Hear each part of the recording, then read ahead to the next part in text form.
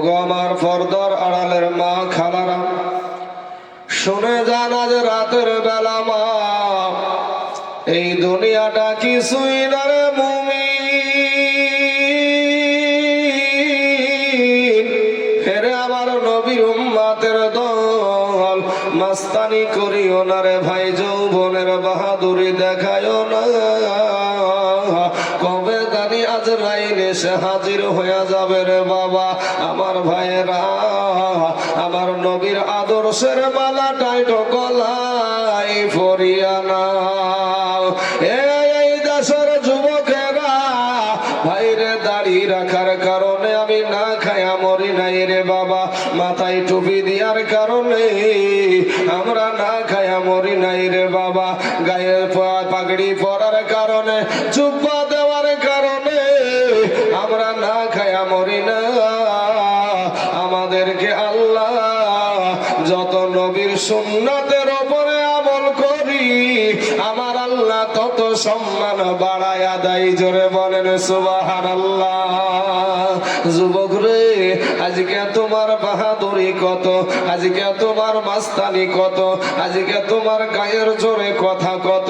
এ যুবকেরা, এ আমার আব্বা জানেরা, আমার ভাই জানেরা, আজকে দেখবেন বাবা কত ভাই জান চায়ের দোকানে বসে, বসার পরে বলে আমার ইমান, নামাজ না পড়তে পারি, ইমানটা ঠিক আছে। এরকম কথা বলা লোক আছে না নাই বাবা?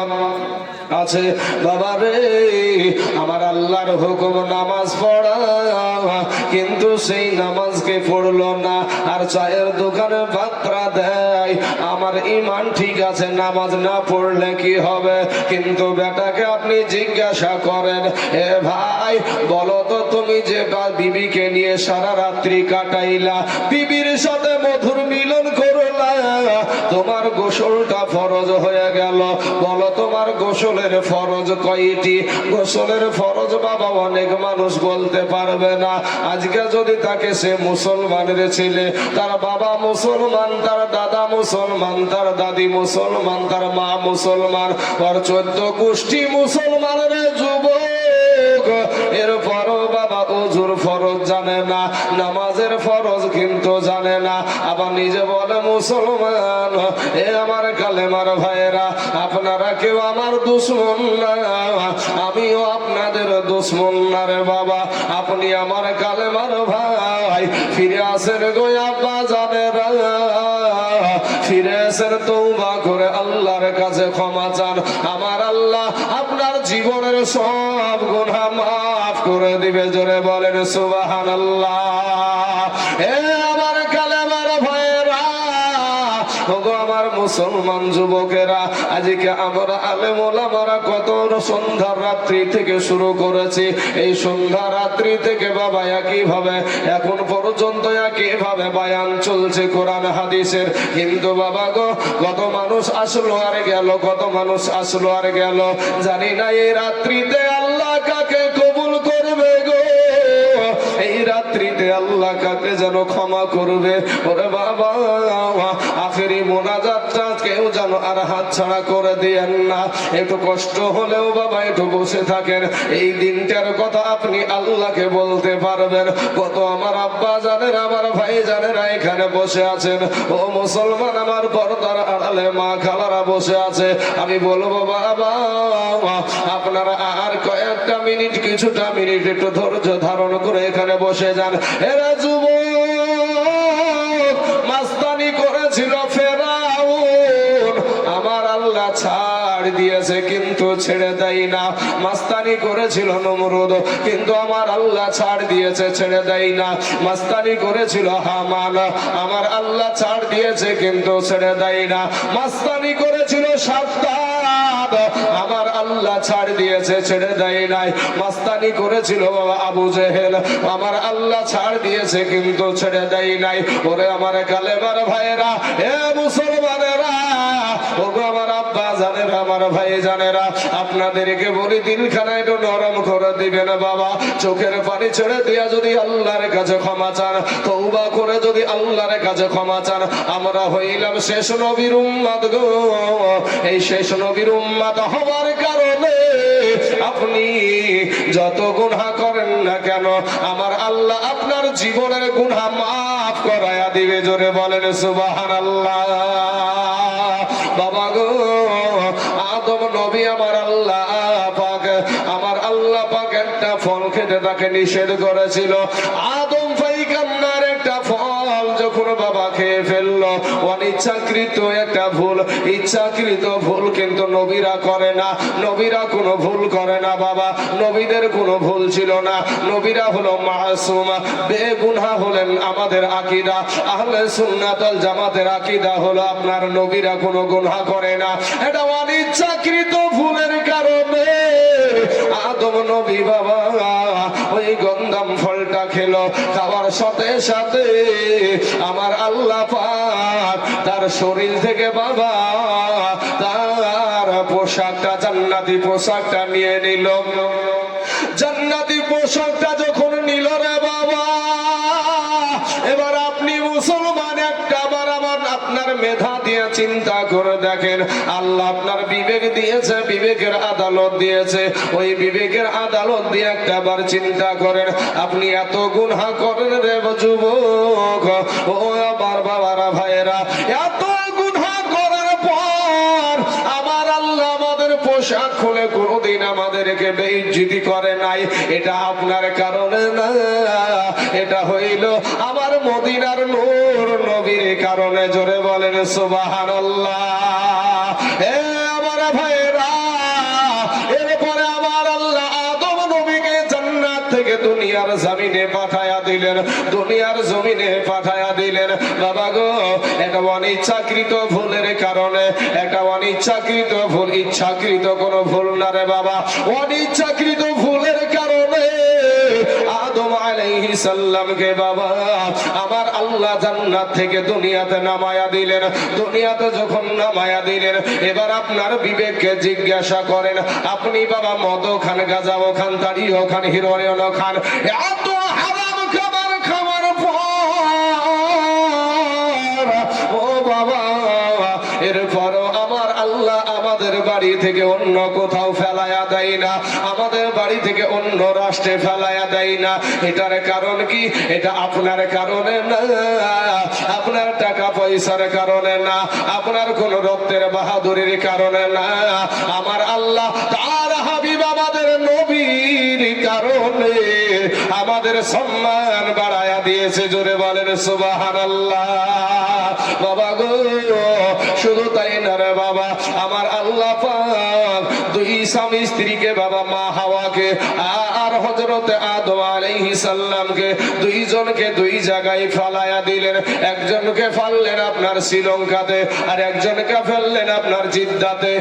1 বছর নয়, 2 বছর নয়, 100 বছর নয়, 200 বছর নয়, 300 বছর দুই স্বামী স্ত্রী বাবা কোনো দেখা নাই, কোন রকমের আলাপ আলোচনা নাই। কিন্তু বাবা রে, আমরা এত গুনাহ করি গো, আজকে আল্লাহর এত নিয়ামত আমরা ভক্ষণ করি।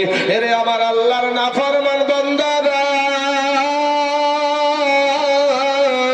এরে আমার আল্লাহর গোলামের দল, মাস্তানি করিও না রে বাবা।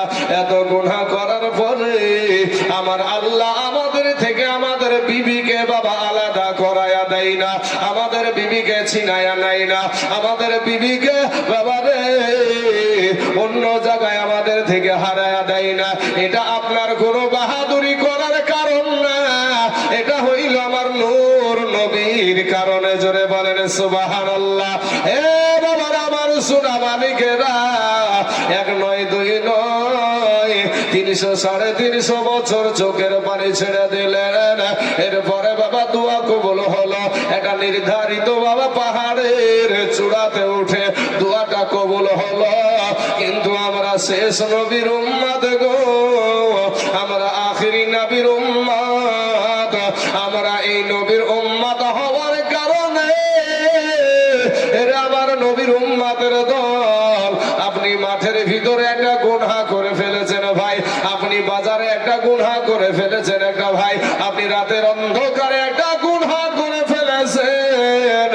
আপনার মনে একটা ধাক্কা দিচ্ছে, না আমি বড় গুনাহ করে ফেলেছি, না আমি বড় অন্যায় করে ফেলেছি, এইটা যখন আপনার অন্তরে ধাক্কা দিছে গো, আপনি সাথে সাথে তওবা করে আল্লাহর কাছে চোখের পানি ছেড়ে দিয়া যদি বলেন, আল্লাহ আমি বড় ভুল করে ফেলেছি, আমি বড় অন্যায় করে ফেলেছি, চোখের পানি ছেড়ে দিবেন। হে বাবারা গো, এই চোখের পানি ছাড়ে আপনার চোখের পানি গালে আসতে দেরি হবে, কিন্তু বাবা আপনার দোয়া কবুল করতে আমার আল্লাহ দেরি করবে না। জোরে বলেন সুবহানাল্লাহ। কারণটা কি? কারণ হইল আমরা হইলাম শেষ নবীর উম্মত। জোরে বলেন সুবহানাল্লাহ।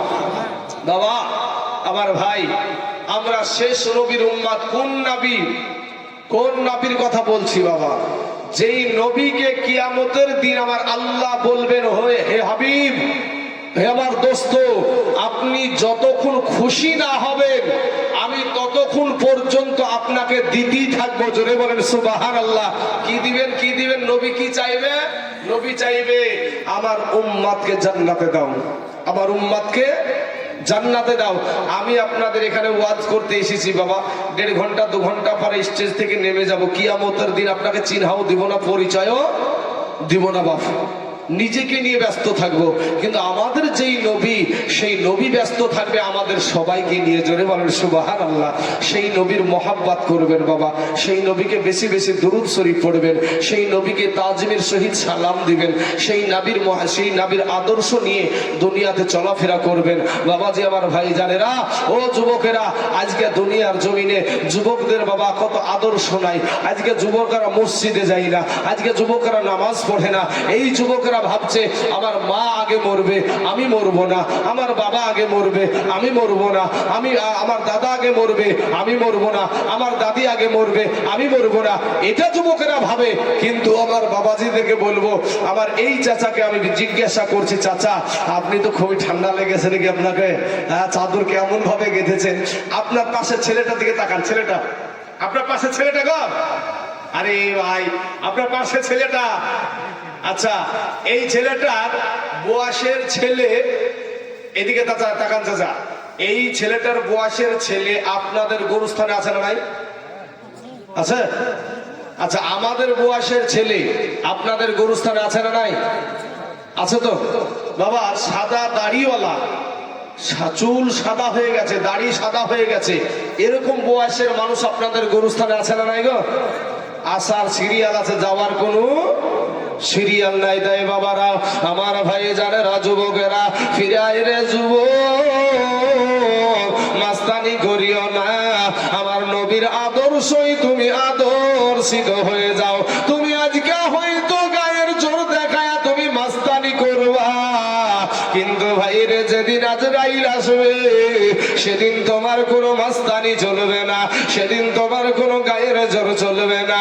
হে বাবারা, আজকে যুবকদের বহুত মাস্তানি বাবা, কিন্তু দেখবেন মাথায় একটা বড় টুপি দেয় বিয়ে করার টাইমে। দেখেন বিয়ের টুপি গেলেন কিনে না বাপ, বড় বড় টুপি লাই, টুপি নিয়ে ড্যাং ড্যাং ড্যাং ড্যাং ড্যাং করে বিয়ে করতে চলে গেছে। বিয়ে করতে যাওয়ার পরে যতক্ষণ পর্যন্ত ইমাম সাহেব মুখে কালেমা না ভুলিয়া দেয় ততক্ষণ পর্যন্ত আর মুখ দিয়ে কালেমাই বার হয় না।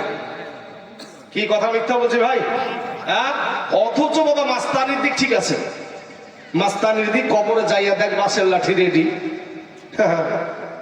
বাবাজি আমার সেনাবাহিনীর আমার ভাই জানেরা, এই যুবক আজকে তারা আমার নবীর পাশে যুবকেরা দাঁড়িয়ে রক্ত দিয়ে বিবিকে বিধবা করে দিয়ে সন্তানকে এতিম করে দিয়ে এই ইসলামকে প্রতিষ্ঠিত করেছে। আর আমাদের যুবকদের কি আদর্শ! বাবাজি সোনা মানিকের আমার ভাই জানেরা, আমার পর্দার আড়ালের মা খালারা গো, রক্তের বাহাদুরি দেখায় না মা।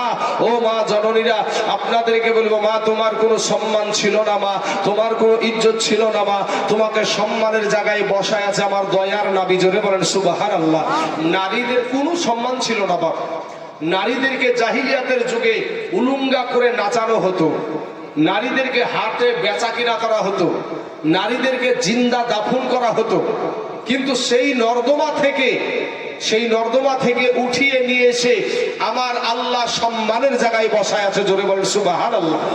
আমার নবী সম্মানের জায়গায় বসায় আছে। জোরে বলেন সুবহানাল্লাহ। সেই নবীর আদর্শ আজ আমাদের মায়েদের ভিতরে নাই।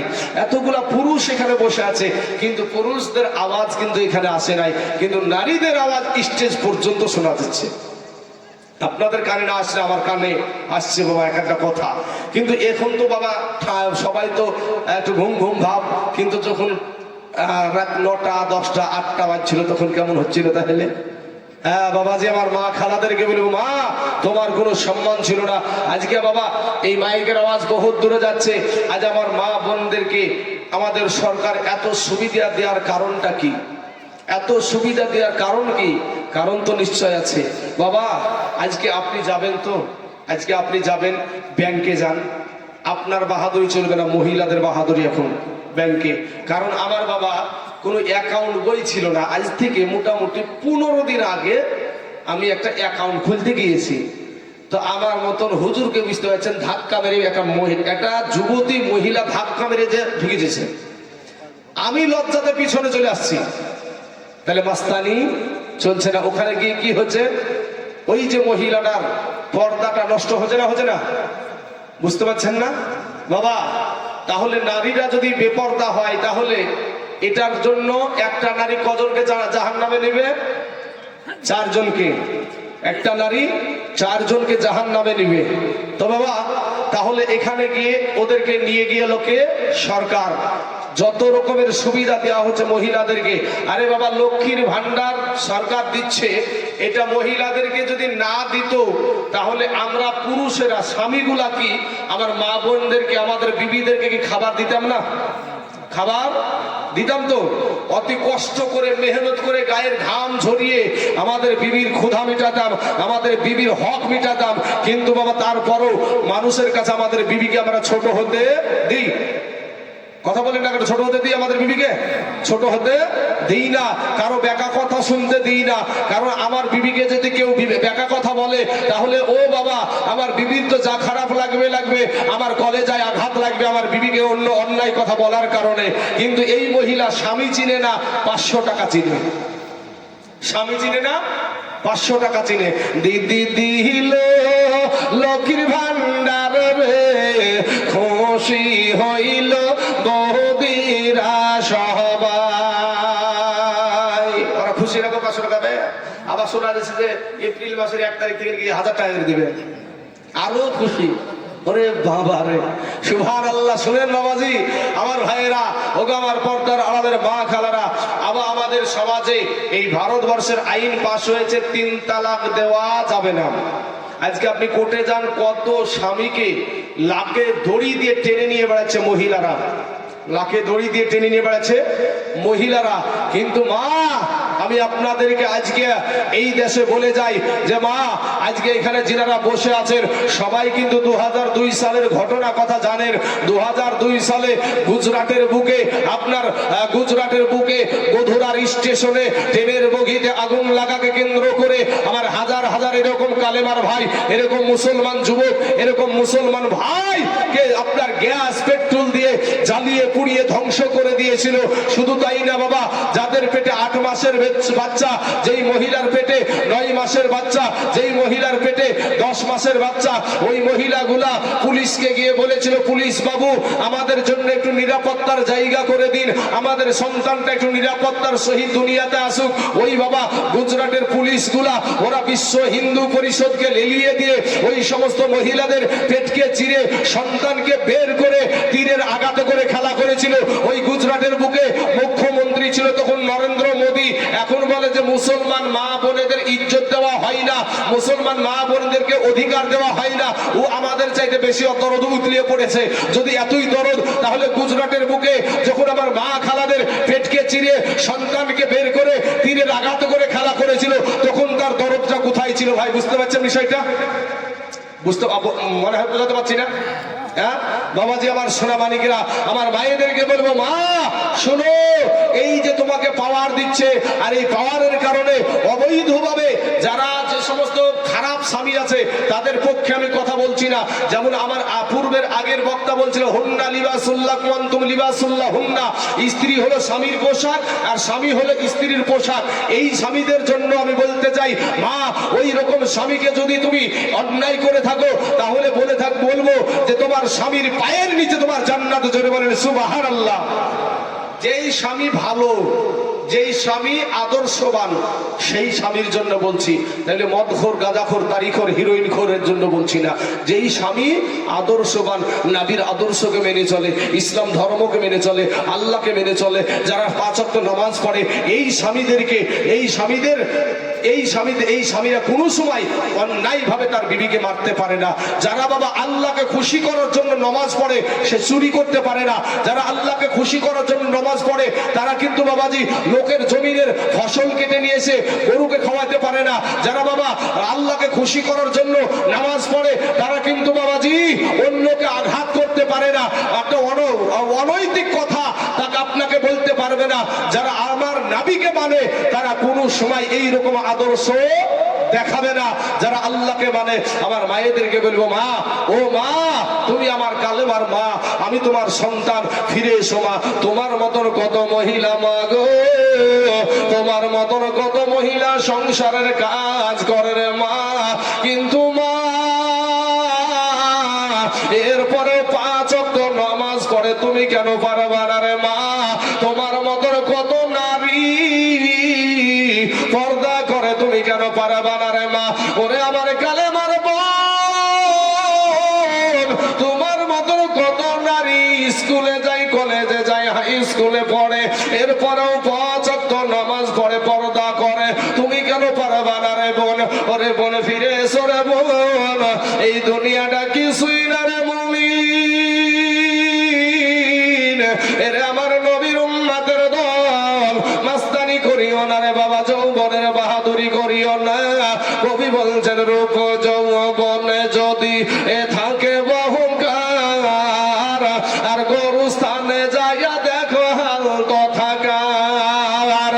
ই কত যে সুন্দর নারী ই কবরে শুইয়া, কত যে সুন্দর ছেলে এ কবরে শুইয়া, এই রূপ যৌবন গেল মাটিতে মিশিয়া। যাহাদের রূপেরই বড় গর্বিত ছিল, এই তাহাদের রূপ দেখো মাটিতে খাইল। উঠাও উঠাও মাল গাড়িতে ভরিয়া, আর গাড়ি যখন ছেড়ে দিবে পস্তাবে বসিয়া। খোদারি হুকুম হবে ছেড়ে দিবে গাড়ি, আর জমিনেতে পড়ে পড়ে দিবে গড়াগড়ি। আল্লাহুম্মা সাল্লি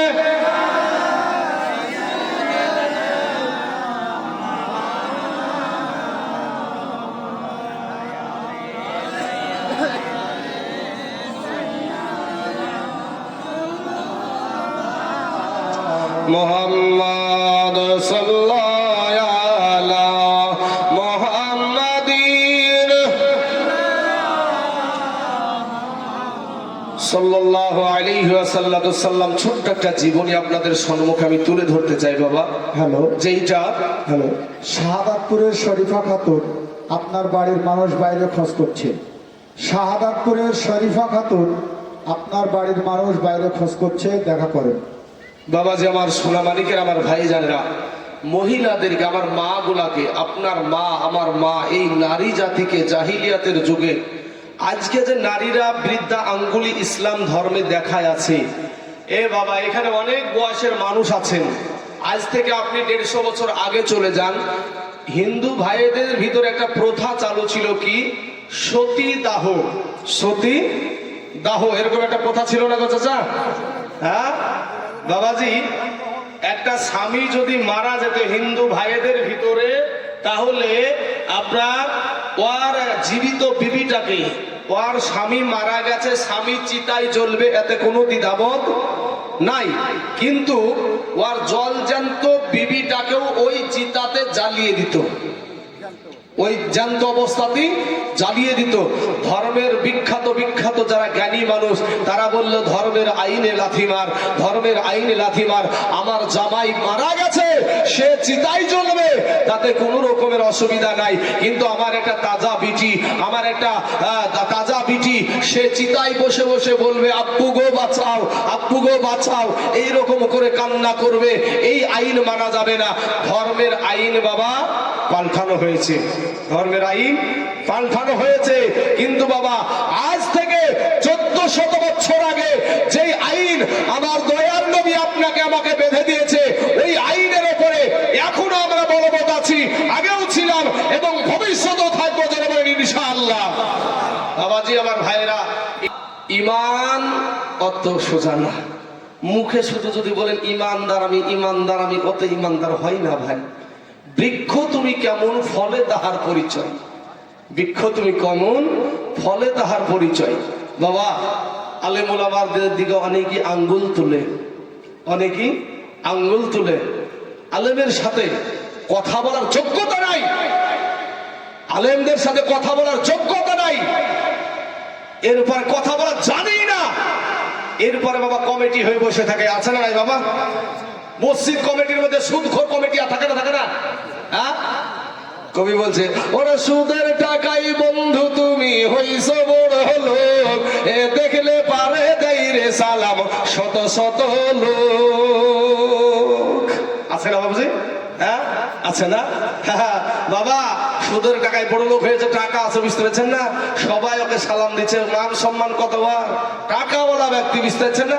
এখন মদখোর চিন্তা করছে, হারে মৌলবীর এত ওয়াজ করে যে সুদ খাওয়া হারাম, সুদ খাওয়া হারাম, সুদ খাইলে নাকি সবচাইতে ছোট গুনাহ নাকি মায়ের সাথে জেনা করলে যে গুনাহ হয় সেই গুনাহ নাকি সুদ খাইলে হয়। তো হারে সুদখোর কেন মসজিদের কমিটি? মদখোর ও দোকানে বসে বসে 1 লাখ লাই কপাল থাবড়াচ্ছে আর বলছে শালা আমি মদ খাইয়া কি করি রে। ই তখন স্লোগান ধরেছে, আমি মদ খাইয়া মসজিদে গেলে দাঁড়িয়ে দিবে সকলে, লোকে আমায় করবে গালাগালি, আমার নাই গতি, তবে কেন সুদখোর মসজিদের সভাপতি, তবে সুদখোর কেন হইল মসজিদের সভাপতি, আমার নাই গতি, তবে কেন সুদখোর হই মসজিদের সভাপতি। এটা মদখোর স্লোগান দিচ্ছে, কারণ ও তো মসজিদে যদি মাতলামি করে, বুঝতে পারছেন না, সুদখোর তার মাতলামি করছে না, ই যায় যদি মাতলামি করে চাচা, যে যেরকম পারবে উদম পশ্চিম দেবে। মসজিদ তো আল্লাহর ঘরে যদি ওরকম করে, বুঝতে পারছেন না, তার জন্য এই দোকানে বসে বসে স্লোগান দিয়েছে, ওরে সুদের টাকাই বন্ধু তুমি হইছ বড় লোক, এ দেখলে পারে দেই রে সালাম শত শত লোক, দেখলে পারে দেই রে সালাম শত শত লোক। আগে তারা ভাত পাইতো না, খাইতো আটার রুটি, এখন তারা রাখছে বাবা বাড়িতে কাজের বিটি।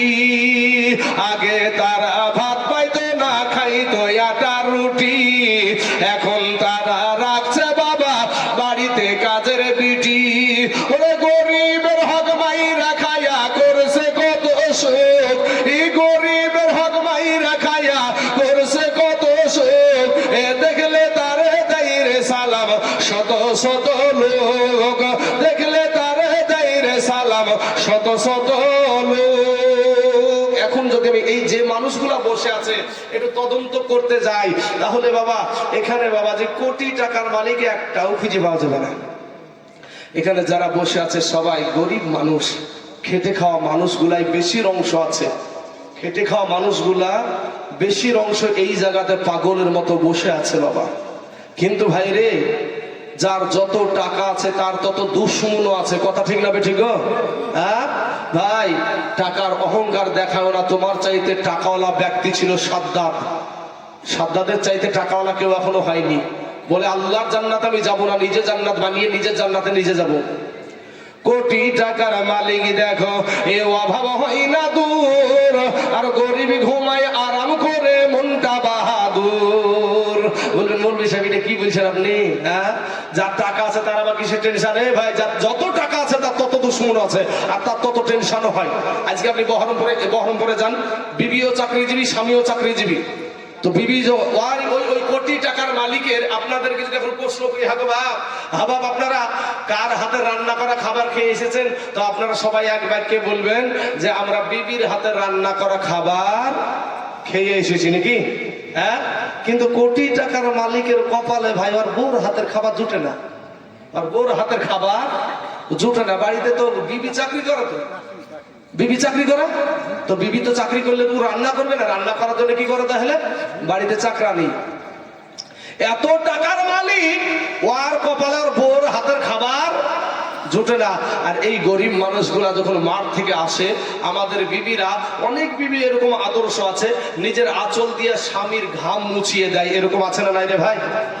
আর যারা বাবা জল্লাদ আছে, জল্লাদ তো আছি, কিছু কিছু আছে ওগুলা ভাই, আপনাদের গ্রামে না থাকলে আমাদের এলাকাতে দেখেছি ভাই।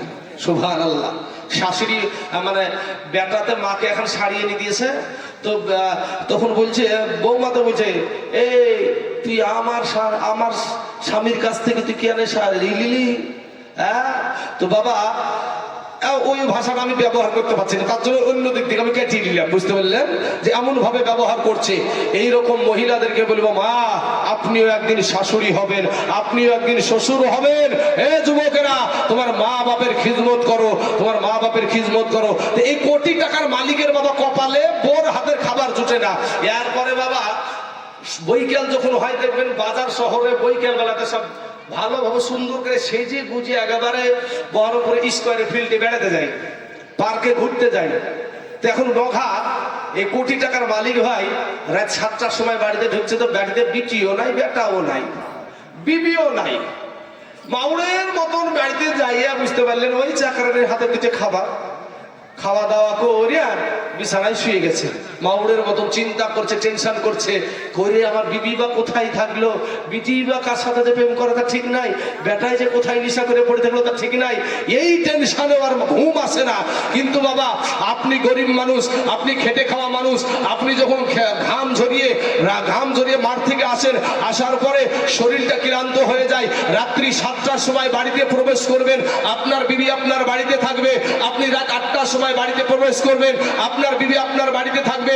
আপনি সন্ধ্যা 6টাতে আপনি বাড়িতে প্রবেশ করবেন, আপনার বিবি, আপনার বিটি, আপনার বেটা বাড়িতে থাকবে।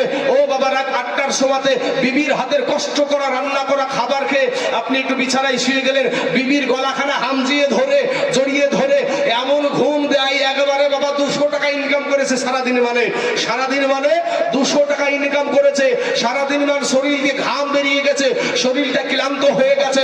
এর কারণে বাবা নাকে একটা ডাক হয় না ভাই? নাকে ডাক হয় না? নাকে ডাক হয়। নো টেনশনের ঘুম, অটেনশনে ঘুম হয় না। বেটা কই, বউ কই, বিটি কই, আর এ বেটা ওর বিবিকে নিয়ে, ওর বেটাকে নিয়ে, ওর বিবিকে নিয়ে, ওর বিটিকে নিয়ে, বাবা বেটা বেটার ঘরে, বিটি বিটির ঘরে, বিবিকে নিয়ে আরামের ঘুম, নো টেনশনের ঘুম। এমন ঘুম দেয় রে ভাই, নাকের ডাকে মনে হয় ট্রাক্টরের হরেন পর্যন্ত ফেলে দেবে। আর ঘর কিন্তু ঘুম আসে না, ঘুম আসে না। তাই কবি বলছেন, কোটি টাকার মালিক দেখো এ অভাব হয় না দূর, আর গরিব ঘুমায় আরাম করে মনটা বাহাদুর। ফেরাউনের লাশটা দেখো এ মিশর জাদু ঘরে, খাই না মাটি পোকা মাছি সবাই ঘৃণা করে। হৃদয় থাকিতে যার এ নম্রতা সদা, রহমত আসিবে সেটা প্রভুর ওয়াদা। বড়র বড়াই থাকলে দিলে এ রহমত আসবে না, আর নিজেকে নিজে ছোট মনে করিও সদা। উঁচু জমিন থেকে পানি নিচু জমিনে যায়, তেমনি কইরা খোদার রহমত আসে নম্রতা হৃদয়। ভোগ বিলাসের বাড়ি গাড়ি, ভোগ বিলাসের বাড়ি গাড়ি পড়ে রবে সব, থাকতে সময় স্মরণ করো আল্লাহ আমার রব। আল্লাহুম্মা সাল্লি আলা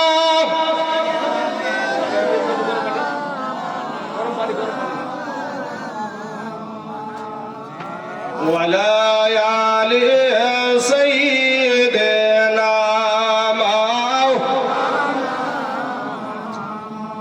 সাল্লাল্লাহু আলা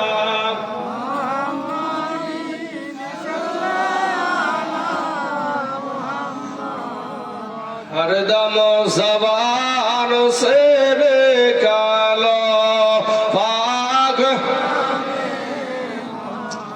সাল্লাল্লাহু আলাইহি ওয়াসাল্লাম। বাবাজি আমার সোনা মানিকরা, যে জীবনীটা বলতে চাইছিলাম আপনাদের কাছে, ছোট্ট একটা জীবনী আমার মা জননীদের জন্য একটু উপহার দিয়ে যায়। আমার মা গো, একটু দিলখানা নরম করে দিবেন মা, আর বেশি সময় নাই, ফজর হতে আর আমাদের টাইম নাই, তবে দেখি জীবনীটা আমার কতটুক সময় লাগে।